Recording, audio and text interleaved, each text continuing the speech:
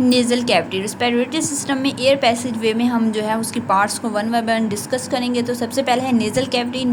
The nose includes a cavity card nasal cavity, ठीक है। नाक के अंदर एक कैविटी, एक हॉलो कैविटी होती है जिसे हम नेज़ल कैविटी कहते हैं, जो कि ये वाली होती है, right. Nostrils, nasal cavity open to the outside through the opening called nostrils, ठीक है। ये हमारे नाक है, ये नाक की ये जो है ये नेज़ल कैविटी, एंड देन ये जो बाहर की साइड पे टू ओपनिंग होती है जिसे हम नथियाँ भी कहते हैं, वहाँ से जो है वो एयर इंटर होती है। Nasal cavity is divided into two portion by wall, ठीक है। हर ये पोर्शन होते हैं, ये टू इस तरह जो है वो टू में डिवाइड होते हैं, ठीक है। Each portion is line by a fine hair and mucus, हर पोर्शन के अंदर जो बहुत छोटे धागे नुमा जो है वो हेयर्स प्रेजेंट होते हैं और म्यूकस प्रेजेंट होता है। अब इन दोनों का भी होने का कोई ना कोई वजह होती है, इनका फंक्शन क्या है। सो फाइन हेयर्स का क्या फंक्शन है, fine hairs filter the dust particle from the air, ठीक है। जब हम सांस लेते हैं, जब एयर जो हमारे नेज़ल कैविटी में इंटर होती है, तो वो उस एयर के अंदर कुछ ना कुछ डस्ट पार्टिकल्स भी होते हैं। मीन्स कि अगर हम कहीं सड़क पे खड़े होते हैं तो उस जगह पे जो है अगर वहाँ पे कोई खाकरूप काम कर रहा होता है, झाड़ू लगा रहा होता है, तो वहाँ पे जो है वो उस एयर में डस्ट पार्टिकल होते हैं। या फिर अगर हम कहीं इंडस्ट्रियल एरिया में खड़े हैं तो उस जगह पे जो है वो उस एयर में भी जो है कोई ना कोई डस्ट पार्टिकल होते ही हैं। तो वो डस्ट पार्टिकल जब हमारी नेज़ल कैविटी में इंटर होते हैं तो ये फाइन जो ये जो हेयर्स होते हैं उनको क्या करते हैं, फिल्टर करते हैं उस एयर को, कि वो डस्ट पार्टिकल को जो है वो कैप्चर कर लेती हैं, कि जो एयर हमारे जो है वो बॉडी में जाए, जो हमारे रेस्पिरेटरी सिस्टम में जाए, वो बिल्कुल क्लीन एंड क्लियर हो। तो फाइन हेयर्स का क्या फंक्शन होता है कि ये फ़िल्टर करते हैं, साफ़ करते हैं एयर्स को। एयर के अंदर कोई भी डस्ट पार्टिकल होता है तो उसको जो है वो अंदर नहीं जाने देते हैं। एंड म्यूकस का क्या फंक्शन है, mucus moisture in the warm and incoming air, ठीक है। म्यूकस का क्या फंक्शन है, एक तो इसका ये फंक्शन है कि ये जो है वो कोई भी जो एयर इंटर हो रही होती है हमारी बॉडी में नेज़ल कैविटी में, तो वो जो इनकमिंग एयर होती है उसको मॉइस्ट करते हैं। अगर वो गर्म होती है, मींस कि अगर देखें हमारी जो एक्सटर्नल टेम्परेचर है वो कभी कभी जो है वो 50+ भी चला जाता है, लेकिन हमारी बॉडी का टेम्परेचर जो है वो 70 डिग्री सेल्सियस होता है।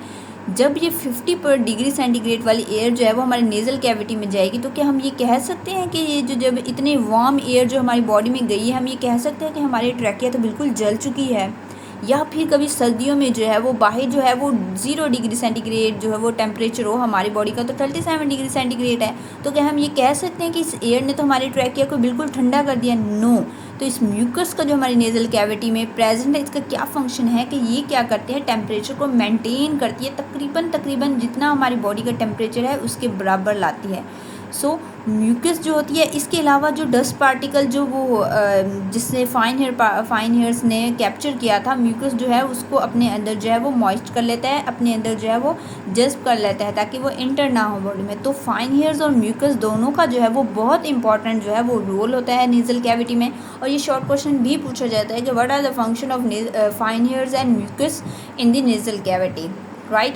और नेज़ल कैविटी जो है वो एक्सटर्नल, नॉस्ट्रल जो होते हैं वो एक्सटर्नल इंटरनल दोनों होते हैं। जो बाहर की साइड पे ये जो टू ओपनिंग होती है इसे हम कहते हैं एक्सटर्नल नॉस्ट्रल, लेकिन जो फेरनिक्स के टाइम पे जब नेज़ल कैविटी ने इंटर्न होता है फेरनिक्स में, तो वहाँ पे होते हैं टू ओपनिंग, वहाँ पे भी होते हैं जिसे हमने कहते हैं इंटरनल नॉस्ट्रल्स।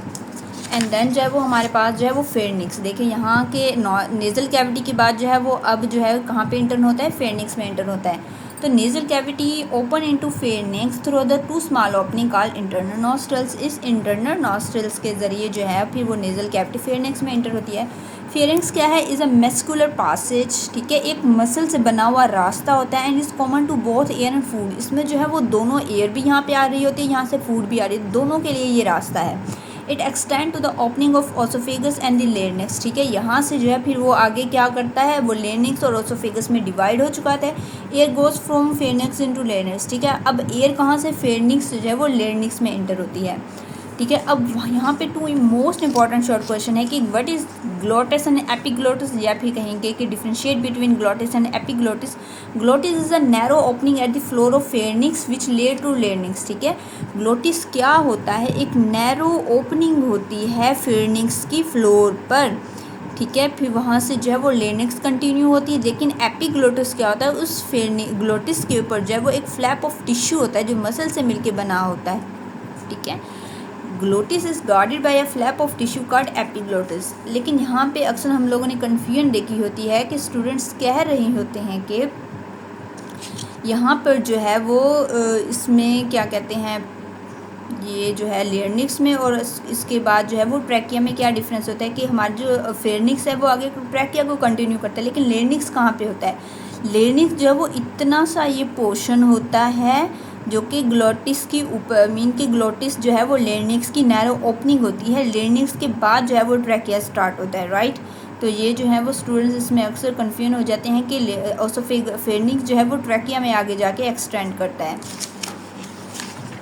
तो ये था आज का हमारा टॉपिक। हम दूसरे जो पार्ट्स हैं हम नेक्स्ट वीडियो में कंटिन्यू करेंगे।